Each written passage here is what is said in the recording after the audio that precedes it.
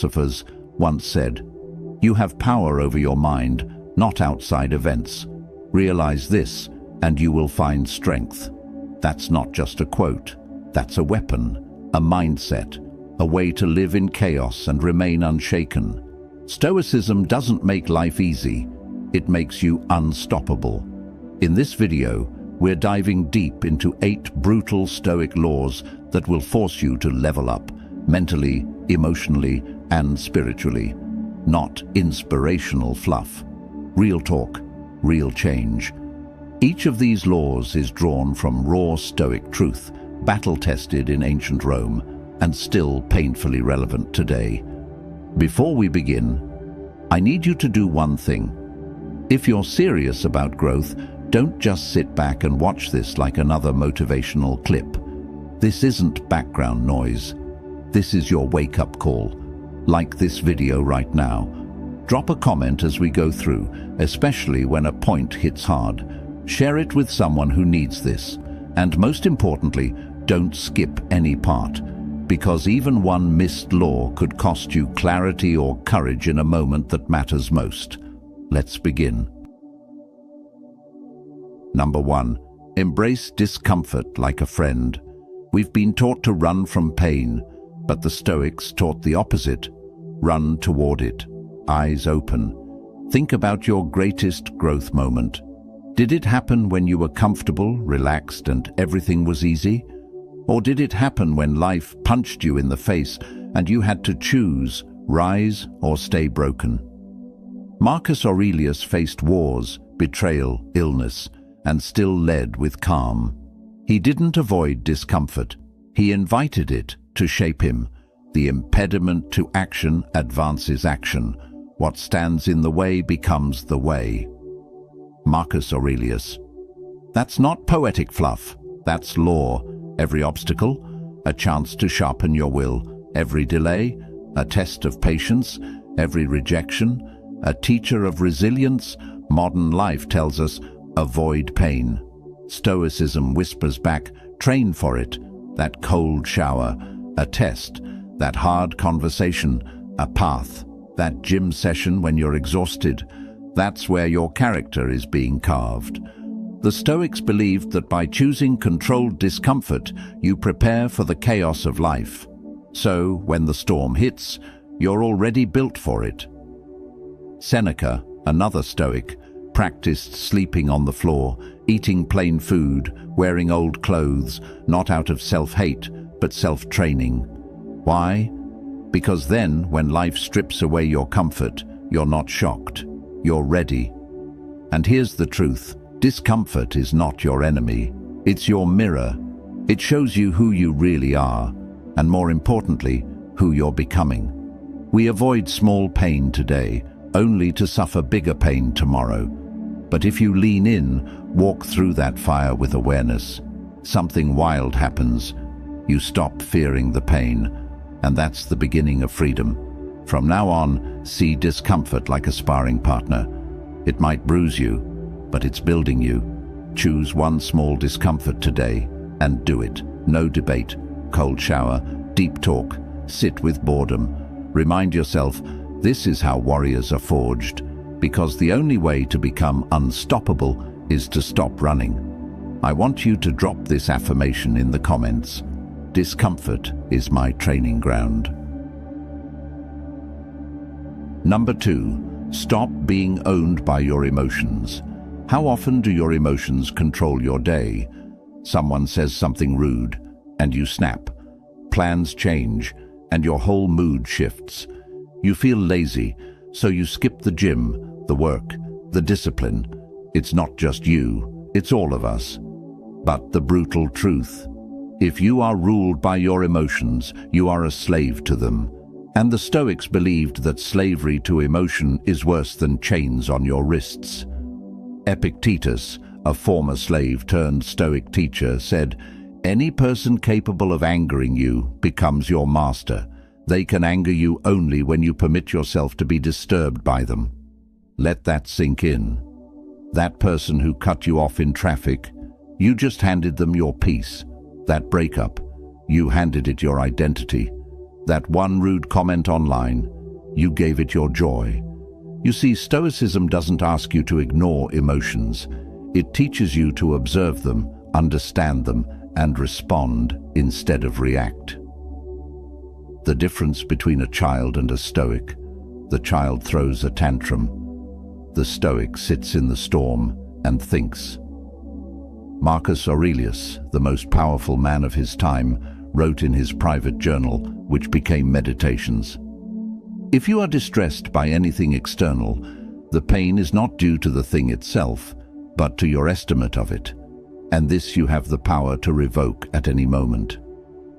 That's the kind of control we rarely talk about, the power to not be shaken by what doesn't deserve our energy. And yes, it's brutal, because it means you can't blame others anymore. You can't say, "He made me mad," or "She ruined my day." You realize it's all you. The reaction, that was your choice. But here's the empowering part. You can choose again.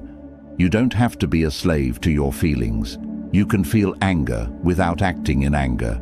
You can feel fear and still move forward. You can feel sadness without drowning in it. That's emotional strength. That's Stoic freedom.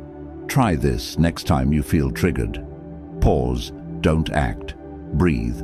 Ask, is this feeling useful right now? Respond with intention.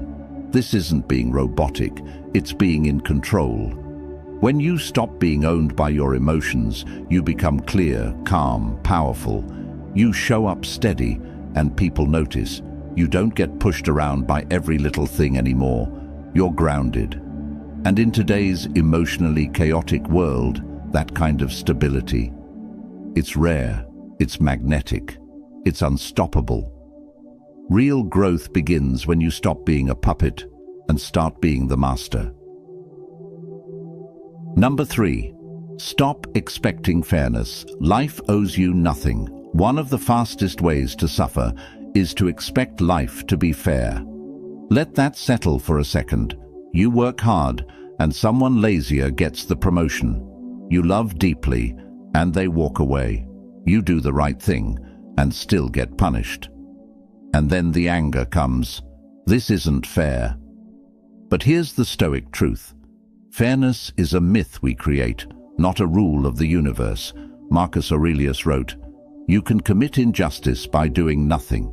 Even he, Emperor of Rome, saw injustice every day.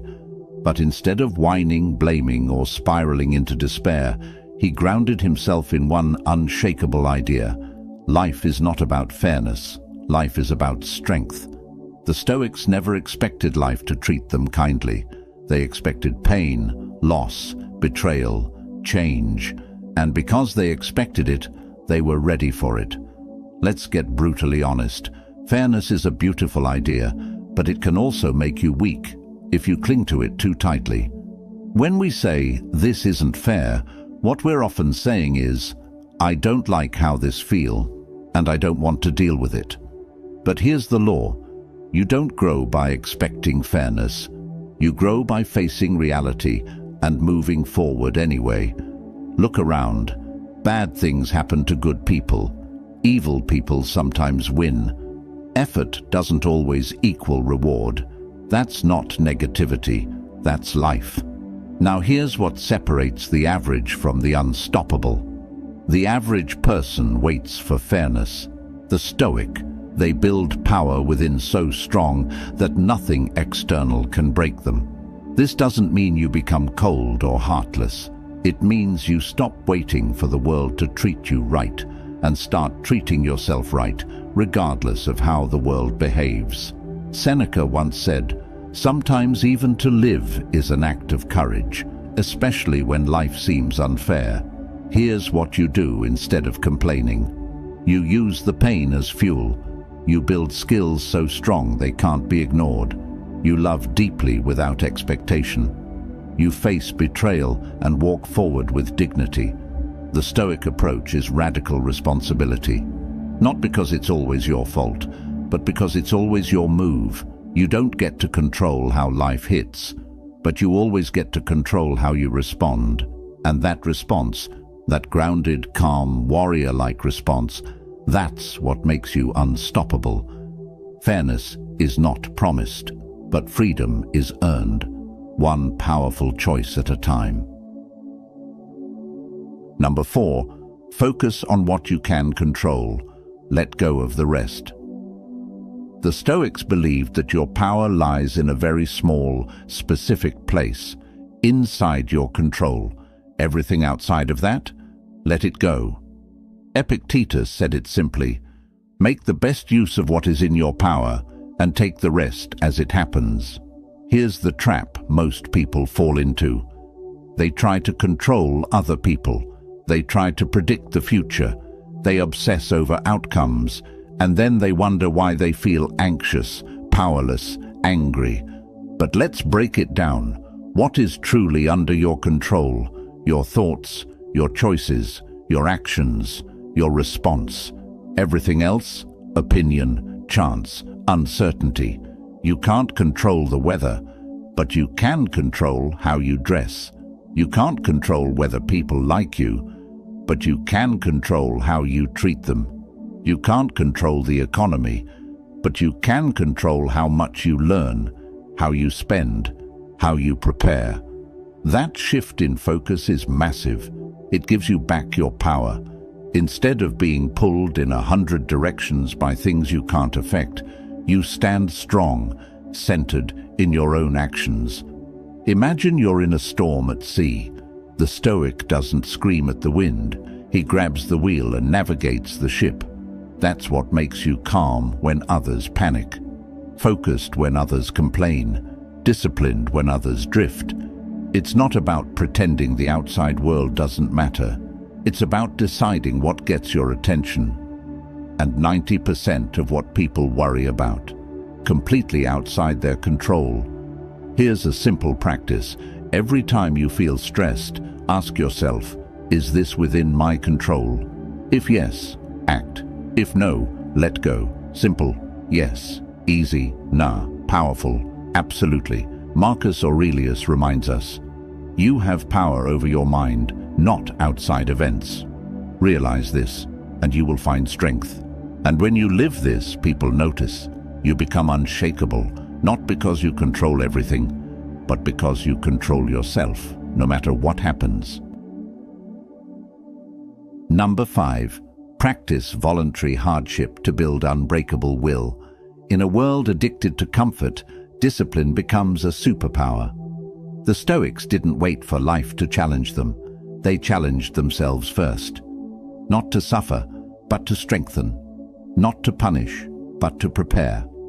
Seneca once wrote, set aside a certain number of days during which you shall be content with the scantiest and cheapest fare, with coarse and rough dress, saying to yourself the while, is this the condition I feared? This was voluntary hardship, a chosen moment of discomfort in order to build a mind that wouldn't crack under pressure. Now think about this. Most people today avoid discomfort at all costs. They never skip a meal. They never sit in silence. They never go without convenience. But what happens when life does get hard? They break. They panic. They blame. The Stoic. They've already trained for the hard days. They've already practiced hunger, fatigue, rejection, boredom, struggle. That doesn't make them invincible. It makes them adaptable. You don't build willpower by watching motivational videos. You build it by doing the thing you don't want to do, on purpose. Voluntary hardship could look like this. Fasting for 24 hours to remind yourself that you control your urges. Taking a cold shower when your mind screams no. Saying no to a luxury you can afford, just to sharpen your self-restraint. Waking up early to train when your body craves the bed.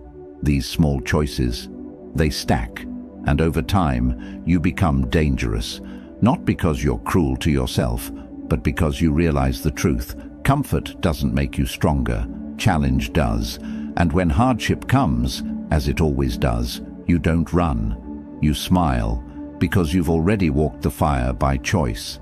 Marcus Aurelius ruled during plagues, wars, and betrayals, yet he wrote with calm and clarity. Why? Because hardship wasn't a shock to him, it was expected.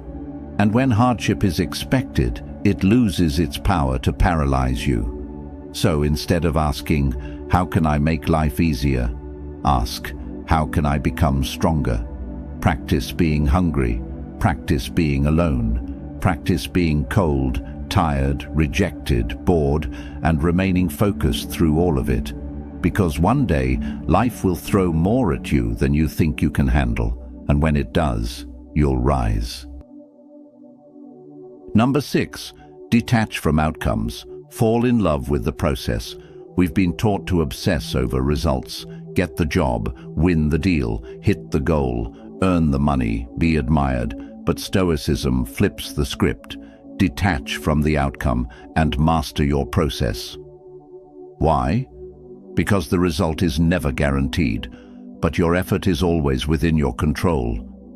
Epictetus said, "Freedom is the only worthy goal in life. It is won by disregarding things that lie beyond our control." When you cling to results, you set yourself up for suffering. You hit the gym for a week, don't see abs, you quit. You launch a project, it flops, you feel worthless. You love someone, they leave, you collapse. But what if instead you fell in love with the work itself? The showing up, the writing, the building, the thinking, the learning, the effort. That's the Stoic path, because when you focus on the process, you always win, even if the result isn't what you imagined. And here's the kicker. Ironically, when you let go of needing the outcome, you start to achieve more, because you're not desperate, you're not emotional, you're not driven by validation, you're grounded in action. Marcus Aurelius wrote, "Never let the future disturb you. You will meet it if you have to, with the same weapons of reason which today arm you against the present." Meaning, stop obsessing over what might happen. Just work your process with courage, right now. If you're a writer, write, not to go viral, but to sharpen your mind. If you're an athlete, train, not just to win, but to master your body. If you're building something, build, not for applause, but for pride in the effort. The moment you tie your worth to outcomes, you become fragile. The moment you tie your worth to discipline, intention, and focus, you become unstoppable. Here's a Stoic mindset shift. Show up like the result is already done, and you're just enjoying the craft. Whether you fail or succeed, bonus. You've already won, because you did the work. Number 7, embrace death. Live with urgency and purpose. Most people live like they're going to live forever. They waste time, delay dreams, stay stuck in bad habits and worse relationships. But the Stoics meditated on death, not to be dark, but to wake up. Marcus Aurelius wrote, "You could leave life right now. Let that determine what you do, say, and think." That's not fear, that's freedom. It's the realization that life is short, and we don't get to choose when it ends. So every moment wasted is a moment we never get back. Let that hit you. You don't get to wait for someday. You don't get to keep telling yourself, "I'll do it later." You don't get to assume that tomorrow is guaranteed. The Stoics practiced something called memento mori. Remember you will die. They didn't say it to be grim. They said it to stay focused, present, and intentional. Because when you truly realize that your time is limited, you stop wasting it. You stop scrolling for hours. You stop arguing over meaningless things. You stop tolerating mediocrity, and you start creating, loving, moving. Now, not later. Seneca once said, "It is not that we have a short time to live, but that we waste a lot of it." You might not control how long you live, but you do control how deeply you live. And the most dangerous lie is this: there's plenty of time. Nah, there isn't. That risk you keep avoiding. That business you keep postponing, that person you keep meaning to forgive, that change you keep saying you'll make next year. This is your moment. This is your time. The Stoic doesn't ignore death. He stares it in the face and says, "You will not catch me sleeping on my life." This awareness doesn't make you anxious.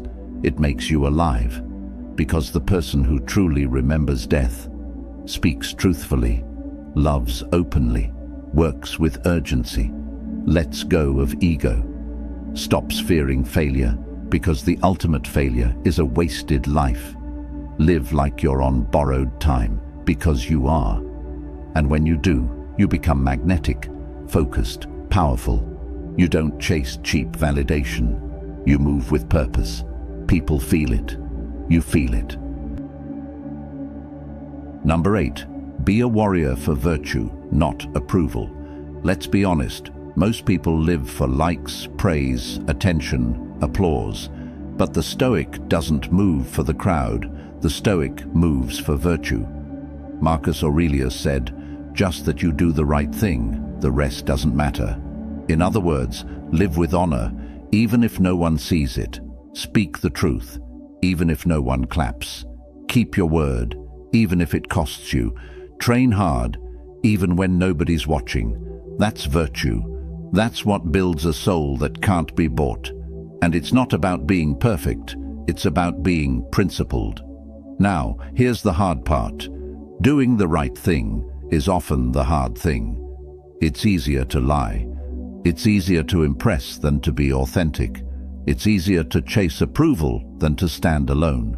But every time you choose what's right over what's easy, you sharpen your edge.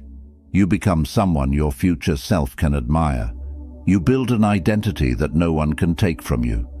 Seneca reminds us, "I will govern my life and thoughts as if the whole world were to see the one